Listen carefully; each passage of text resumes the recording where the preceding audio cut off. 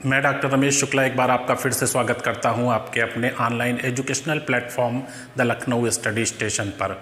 और हमारी श्रृंखला चल रही थी दंड प्रक्रिया संहिता यानी the code of criminal procedure 1973 की, जिसमें हम ऑब्जेक्टिव यानी वस्तुनिष्ठ प्रकार के प्रश्नों पे बात कर रहे थे।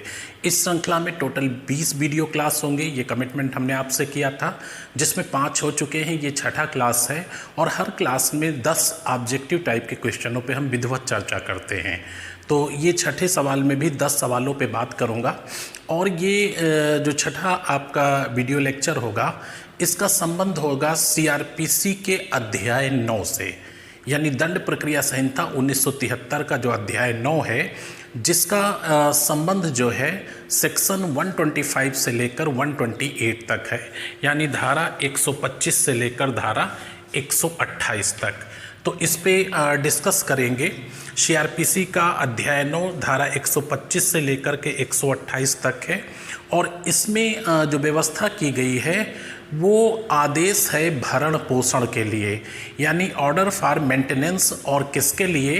तो पत्नी, वयस्क और अवयस्क संतान तथा माता पिता, इनके लिए यदि व्यक्ति सक्षम है तो वो भरण पोषण के लिए दायी होगा। अब यहाँ पे आपको ये 2 ऑब्जेक्टिव टाइप के क्वेश्चन लिखे हुए हैं। और पहला क्वेश्चन है, किस स्थिति में वयस्क बच्चे, किस स्थिति में वयस्क बच्चे, ये पॉइंट ध्यान रखिएगा, मैंने अंडरलाइन भी कर दिया है, किस स्थिति में वयस्क बच्चे भी भरण पोषण पा सकेंगे, यानी मेंटेनेंस पा सकेंगे। तो ए आंसर है, मानसिक असामान्यता के कारण भरण पोषण करने में समर्थ नहीं है, बी विवाहित नहीं है, सी विवाह योग्य ना हो, और डी उपर्युक्त तीनों। अच्छा, अगला सवाल है, दंड प्रक्रिया संहिता की धारा 125 के अंतर्गत भरण पोषण का दावा निम्न 4 में से कौन एक नहीं कर सकता है? तो ये दोनों क्वेश्चनों का जो संबंध है वो सीआरपीसी के सेक्शन 125 से है, यानी धारा 125 से। और इसमें कहा गया है कि यदि ऐसा कोई व्यक्ति जो सक्षम है वह भरण पोषण के लिए दायी होगा निम्न के संदर्भ में। अब निम्न के संदर्भ में कौन? पहली, पत्नी, ऐसी पत्नी जो विवाह विच्छेद के पश्चात अलग रह रही हो लेकिन पुनर्विवाह न किया हो। यदि तलाकशुदा पत्नी पुनर्विवाह करती है तो पुनर्विवाह की तिथि से वह किसी प्रकार के मेंटेनेंस की हकदार नहीं रह जाएगी। दूसरा पॉइंट, ऐसी अवयस्क संतान, अवयस्क संतान वो चाहे धर्मज हो या अधर्मज संतान हो, ऐसी अवयस्क संतान वह धर्मज हो या अधर्मज हो, वह मेंटेनेंस के लिए हकदार होगी। अच्छा, विवाहित हो या अविवाहित हो, धर्मज हो या अधर्मज हो, विवाहित हो या अविवाहित हो, अगर संतान अवयस्क है, पुत्री है या पुत्र है, तो वह मेंटेनेंस के लिए हकदार होगा। तो एक चीज़ ये ध्यान रखिएगा। तीसरा पॉइंट, ऐसी वयस्क संतान, तीसरा पॉइंट, ऐसी वयस्क संतान जो मानसिक रूप से या शारीरिक रूप से अक्षम है, विकलांग है, जो कि अपनी जीविका कमा नहीं सकता है, वह मेंटेनेंस के लिए हकदार होगा, वो चाहे विवाहित हो या अविवाहित हो। लेकिन एक यहाँ अपवाद ध्यान रखना कि यदि पुत्री के संबंध में, यदि पुत्री जो कि वयस्क है, विकलांग है लेकिन विवाहित है, वह मेंटेनेंस के लिए हकदार नहीं होगी। ध्यान रखिएगा, यहाँ से विश्लेषणात्मक सवाल पूछा जा सकता है कि वयस्क ऐसी संतान चाहे धर्मज हो या अधर्मज हो, यदि वो मानसिक रूप से विकलांग है या शारीरिक रूप से विकलांग है, ऐसी विकलांगता जिससे वो अपनी जीविका ना कमा सके और वह विवाहित है या अविवाहित है, मेंटेनेंस का हकदार होगा। बट यहाँ पे ऐसी पुत्री जो विवाहित है वह मेंटेनेंस की हकदार नहीं होगी। किसके संबंध में? वयस्कता के संबंध में, जब वयस्क हो। चौथा पॉइंट इसमें सेक्शन 125 में है कि माता पिता यदि अपना भरण पोषण नहीं कर सकते हैं तो उसके पुत्र और पुत्री उसके भरण पोषण के लिए दायी होंगे। और इसमें एक सुप्रीम कोर्ट का डिसीजन आया था, बाद में इसके बारे में डिस्कस करेंगे। उसमें सर्वोच्च न्यायालय ने कहा था कि यदि पिता अपना भरण पोषण करने में सक्षम नहीं है तो विवाहित पुत्री की यह जिम्मेदारी है कि वह उसका भरण पोषण करे, और अन्यथा की स्थिति में विवाहित पुत्री के ऊपर मेंटेनेंस फाइल कर सकता है पिता। तो यहाँ पे ये 4 पॉइंट हमने आपको बताए। इन दोनों सवालों का रिलेशन इसी पॉइंटों से है। किस स्थिति में वयस्क बच्चे भी भरण पोषण पा सकेंगे, ये आपका ए आंसर सही होगा। मानसिक असामान्यता के कारण भरण पोषण करने में यदि समर्थ नहीं है तो उन्हें मेंटेनेंस प्राप्त हो सकेगा। ये ध्यान रखिएगा, किस स्थिति में वयस्क बच्चे भी भरण पोषण पा सकेंगे। तो एक ही कंडीशन केवल है, मानसिक असामान्यता के कारण भरण पोषण करने में समर्थ ना हो। ठीक है, यहाँ पे मानसिक या शारीरिक असामान्यता के कारण भरण पोषण करने में समर्थ नहीं है। ए आंसर आपका सही है। दूसरा, दंड प्रक्रिया संहिता की धारा 125 के अंतर्गत भरण पोषण यानी मेंटेनेंस का दावा निम्न 4 में से एक कौन नहीं कर सकता है। पहला है पत्नी, जो अपना भरण पोषण नहीं कर सकती है, बिल्कुल दावा कर सकती है। विवाहित पुत्री जो वयस्क है किंतु अपना भरण पोषण नहीं कर सकती है, इसका सही आंसर भी है। विवाहित पुत्री जो वयस्क है, यदि पुत्री वयस्क है और विवाहित है तो वह किसी प्रकार का मेंटेनेंस फाइल नहीं कर सकती है। अच्छा, पिता जो अपना भरण पोषण नहीं कर सकता, ये मेंटेनेंस फाइल कर सकता है। नाजायज विवाहित पुत्री जो अवयस्क है, नाजायज विवाहित पुत्री जो अवयस्क है तथा अपना भरण पोषण नहीं कर सकती, ये मेंटेनेंस फाइल कर सकती। यानी अवयस्क चाहे वो विवाहित हो, अविवाहित हो, वो किसी भी कंडीशन में हो, वो मेंटेनेंस फाइल कर सकता है। लेकिन वयस्कता के संबंध में कुछ यहाँ पे स्टेप हैं, उनको आप ध्यान रखिएगा। तो ये दोनों सवाल आपके लिए इंपॉर्टेंट हैं। आइए नेक्स्ट क्वेश्चन। नेक्स्ट क्वेश्चन 3 और 4 नंबर, इन दोनों प्रश्नों का जो संबंध है वो दंड प्रक्रिया संहिता 1973 के सेक्शन 125 के सब सेक्शन 1 से है, यानी धारा 125 की उपधारा 1 से संबंधित है। तो सीआरपीसी की धारा 125 का सब सेक्शन 1 धारा 125 की उपधारा 1 से संबंधित है। पहला सवाल है कि पत्नी, माता पिता तथा संतान के भरण पोषण का आदेश दे सकेगा, है ना, दे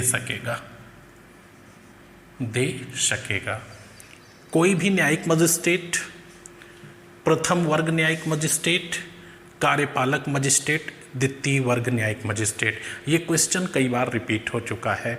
ये अध्याय 9 से सबसे ज़्यादा पूछा जाने वाला सवाल है। पत्नी, माता पिता तथा संतान के भरण पोषण का आदेश दे सकेगा। अगला सवाल है, दंड प्रक्रिया संहिता की धारा 125 के अंतर्गत अब भरण पोषण हेतु प्रति माह कितनी राशि दिलाई जा सकती है। व्यक्ति के वेतन का आधार पर 50%, 500 रुपये तक, 3000 रुपये तक, परिस्थितियों के अनुसार जैसा मजिस्ट्रेट उचित समझे। तो सीआरपीसी के सेक्शन 125 के सब सेक्शन 1 में कहा गया है कि यदि कोई व्यक्ति सक्षम है, एक ऐसा व्यक्ति जो सक्षम है, वह पत्नी, माता पिता या संतान के भरण पोषण की उपेक्षा करता है, पत्नी, माता पिता और संतान के भरण पोषण की उपेक्षा करता है, तो कोई भी प्रथम वर्ग न्यायिक मजिस्ट्रेट भरण पोषण के लिए आदेश कर सकेगा। प्रथम वर्ग न्यायिक मजिस्ट्रेट भरण पोषण के लिए आदेश कर सकेगा।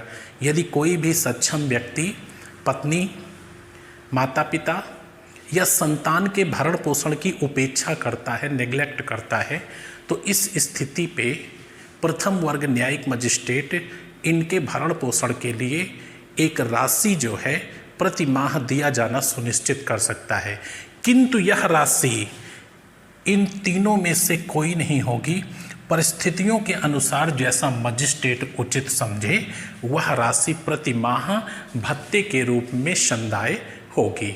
तो यहाँ पे आपका सही आंसर है कि परिस्थितियों के अनुसार जैसा मजिस्ट्रेट उचित समझे वह राशि प्रति माह जो है मेंटेनेंस के रूप में उस व्यक्ति द्वारा पीड़ित को दिलाई जा सकती है जो मेंटेनेंस का हकदार है। तो यहाँ पे दोनों प्रश्न ध्यान रखिएगा, फिर से रिपीट कर देता हूँ कि पत्नी, माता पिता तथा संतान के भरण पोषण का आदेश कौन दे सकेगा? तो सीआरपीसी के सेक्शन 125 के सब सेक्शन 1 में प्रथम वर्ग का न्यायिक मजिस्ट्रेट। दूसरा है दंड प्रक्रिया संहिता की धारा 125 के अंतर्गत अब भरण पोषण हेतु प्रतिमाह कितनी राशि? तो कोई भी राशि मेंशन नहीं है, बल्कि परिस्थितियों के अनुसार जैसा मजिस्ट्रेट उचित समझेगा वह राशि वह निर्धारित कर सकता है। आइए नेक्स्ट प्रश्न पे। नेक्स्ट क्वेश्चन 5 नंबर और 6 नंबर। निम्नलिखित में से कौन दंड प्रक्रिया संहिता 1973 के सेक्शन 125 के तहत भरण पोषण का हकदार नहीं होगा? तो ये क्वेश्चन आपको देखते ही क्लियर हो जाएगा, क्योंकि भरण पोषण का हकदार कौन है वो हमने पिछले क्वेश्चन के साथ आपको बता दिया। तो पिता निश्चित रूप से भरण पोषण का हकदार है सेक्शन 125 में। अधर्मज अवयस्क संतान बिल्कुल। तलाकशुदा पत्नी बिल्कुल। सहोदर भाई, सहोदर का मतलब होता है सगा, यानी सहोदर का मतलब एक उदर, एक पेट से जिनका जन्म हुआ हो, एक माँ के गर्भ से जन्मे संतान को सहोदर कहते हैं। तो सहोदर भाई, इसका उल्लेख सेक्शन 125 में मेंटेनेंस के लिए नहीं किया गया है, यानी सहोदर भाई भरण पोषण का हकदार नहीं होगा। तो क्लियर हो गया होगा, ज़्यादा डिस्कस करने की जरूरत नहीं कि पीछे हमने आपको बता दिया है कि कौन कौन से 4 पॉइंट हैं। अगला सवाल, दंड प्रक्रिया संहिता की धारा 125 के सब सेक्शन 4 के अधीन पत्नी भरण पोषण पाने की अधिकारिणी होगी। दंड प्रक्रिया संहिता 1973 की धारा 125 के सब सेक्शन 4 के अधीन पत्नी भरण पोषण की अधिकारिणी होगी यदि जारता का जीवन व्यतीत कर रही है। नहीं, जार कर्म या जारता आईपीसी यानी इंडियन पिनल कोड के सेक्शन 497 में मेंशन किया गया है, जो कि एक ऐसा व्यक्ति, एक ऐसी महिला से जो विवाहित है, उसके पति के मौनकुलता की दशा में या उसकी अनुमति के बिना उससे संबंध रखता है, वह जार कर्म कहा जाएगा। यहाँ पे पीड़ित पक्ष पति होगा। तो आईपीसी के सेक्शन 497 के तहत ये दंडनीय अपराध है। जारता का यदि जीवन कोई महिला व्यतीत कर रही है तो वो सेक्शन 125(4) के तहत भरण पोषण की हकदार नहीं होगी। दूसरा पॉइंट, यदि बिना पर्याप्त कारण के पति के साथ रहने से मना कर देती है तो वो भी भरण पोषण की अधिकारिणी नहीं होगी। बिना पर्याप्त कारण का मतलब क्या है? एक ऐसा व्यक्ति जो पुनर्विवाह कर लिया हो, एक ऐसा व्यक्ति जो पुनर्विवाह कर लिया हो, ये पर्याप्त कारण में आता है। कोई भी महिला अलग रह सकती है। एक ऐसा व्यक्ति जो रखेल रखता हो लेकिन विवाह न किया हो, ये भी पर्याप्त कारण में आता है। एक ऐसा व्यक्ति जो नपुंसक हो, ये सुप्रीम कोर्ट का डिसीजन था। इस कारण के आधार पर यदि पति नपुंसक है तो पत्नी अलग रह सकती है। तो इस तरह के यदि पर्याप्त कारण बनते हैं तो वह पति के साथ रहने से मना कर सकती है और मेंटेनेंस की हकदार होगी। लेकिन यहाँ पे क्या है कि बिना पर्याप्त कारण के पति के साथ रहने से मना कर देती है, तो ये भी नहीं होगा। यदि वह पारस्परिक सम्मति के आधार पर पति से अलग रह रही है तो कोई मेंटेनेंस नहीं बनता है। इसका सही आंसर डी है। यदि वह कोई अन्य धर्म स्वीकार कर लेती है तो इस स्थिति में वो भरण पोषण की हकदार होगी, क्योंकि भारतीय संविधान का अनुच्छेद 25 कहता है कि भारत का कोई भी नागरिक किसी भी धर्म को अबाध रूप से मान सकता है। यानी यहाँ पे कानूनन कोई भी रुकावट नहीं है, कोई भी नागरिक कोई भी धर्म को स्वीकार कर सकता है और उसे मान सकता है, उसका प्रचार प्रसार कर सकता है, संवर्धन कर सकता है, यानी धर्म के बारे में स्वतंत्रता जो कि फंडामेंटल राइट्स में भाग 3 में 25 से 28 के बीच में दी गई है। तो सही आंसर होगा यदि वह कोई अन्य धर्म को स्वीकार कर लेती है तो इस आधार पर उसे मेंटेनेंस से वंचित नहीं किया जा सकता, यानी भरण पोषण पाने की अधिकारिणी होगी। आइए नेक्स्ट क्वेश्चन पर। नेक्स्ट क्वेश्चन आपका 7 नंबर और 8 नंबर दोनों अपने आप में महत्वपूर्ण प्रश्न हैं और ऐसे प्रश्नों पे हमें नज़र रखनी चाहिए। मुस्लिम स्त्री तलाक पर अधिकारों का संरक्षण अधिनियम 1986, ये एक्ट 1986 में आया। 1986 में मुस्लिम स्त्री तलाक पर अधिकारों का संरक्षण अधिनियम 1986 के अनुसार इद्दत अवधि तक भरण पोषण पा सकेगी। इसमें पति से, पति के पिता से, वक्फ बोर्ड से और पति की संपत्ति से। तो देखिए सामान्य तौर पर अगर देखा जाए तो इद्दत की जो अवधि होती है वो 40 दिन से 100 दिन तक होती है। 40 दिन से 100 दिन तक होती है, ये सामान्य परिस्थितियों में है। असामान्य परिस्थिति ये है कि यदि स्त्री जो कि मुस्लिम स्त्री है और गर्भवती है तो संतान को जन्म देने तक इद्दत अवधि माना जाएगा, इद्दत पीरियड माना जाएगा। जनरली जो इद्दत अवधि होती है वो 40 दिन से 100 दिन की होती है। यदि पति की मृत्यु हो जाती है तो मृत्यु के 40 दिन के अंदर वह स्त्री जो है दूसरा विवाह नहीं कर सकती है, यानी पति की मृत्यु के संबंध में ये इद्दत की अवधि 40 दिन की होती है तथा कुछ अन्य परिस्थितियों में ये 100 दिन तक हो सकती है। किंतु हमने आपको बताया असामान्य परिस्थिति जिसमें कोई स्त्री गर्भवती है जो कि एक मुस्लिम स्त्री है तो संतान के जन्म देने तक इद्दत की अवधि मानी जाती है।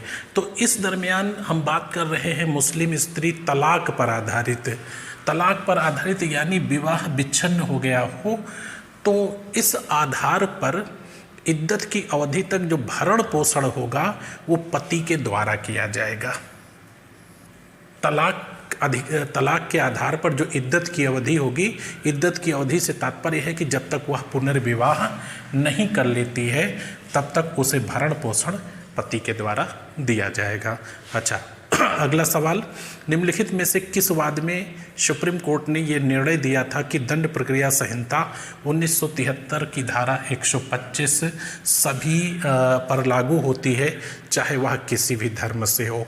ए आंसर है मोहम्मद उमर खान बनाम गुलशन बेगम, बी आंसर है मोहम्मद अहमद खान बनाम शाह बानो बेगम और सी सुबाना उर्फ शहरा बानो बनाम एम अब्दुल और डी आंसर है सिराज मोहम्मद खान बनाम, ये बनाम था सिराज मोहम्मद खान बनाम हफीजुनिशा यासीन।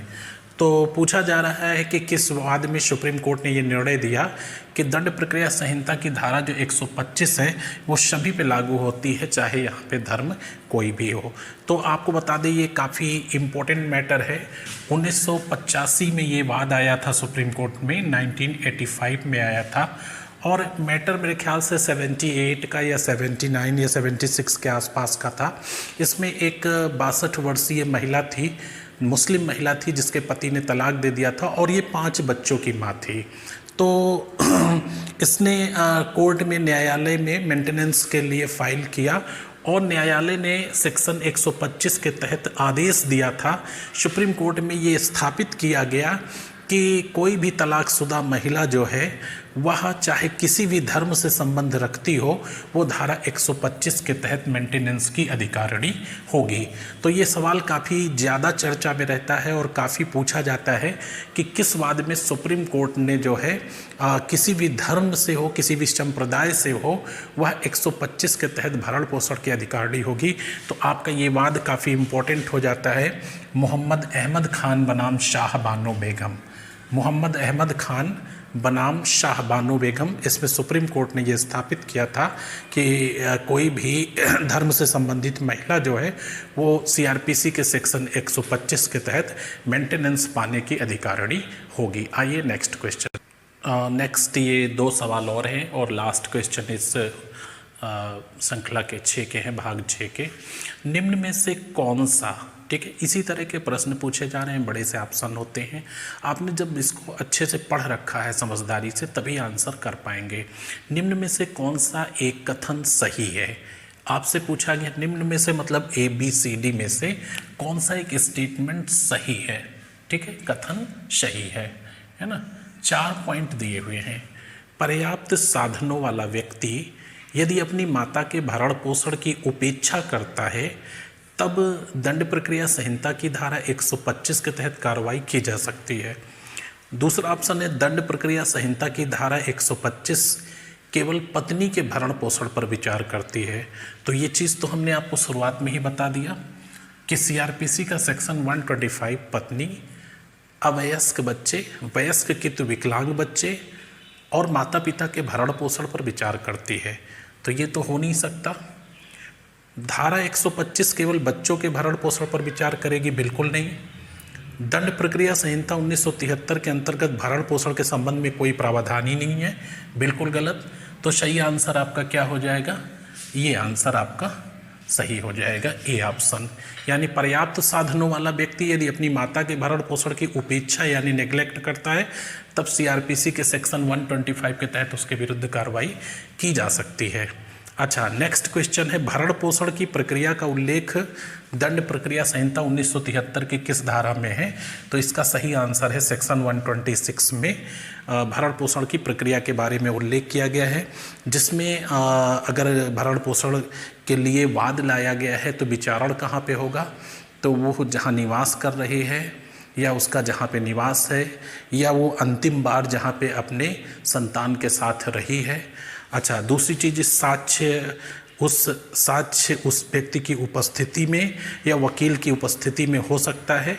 और यहाँ पे यदि वह व्यक्ति जिसके विरुद्ध लाया गया है भरण पोषण का वाद, यदि वो न्यायालय में समन मिलने के बाद या समन को नेग्लेक्ट करता है, उपस्थित नहीं होता है, तो यहाँ पे मजिस्ट्रेट एक पक्षी कार्रवाई के लिए भी अग्रसर हो सकता है।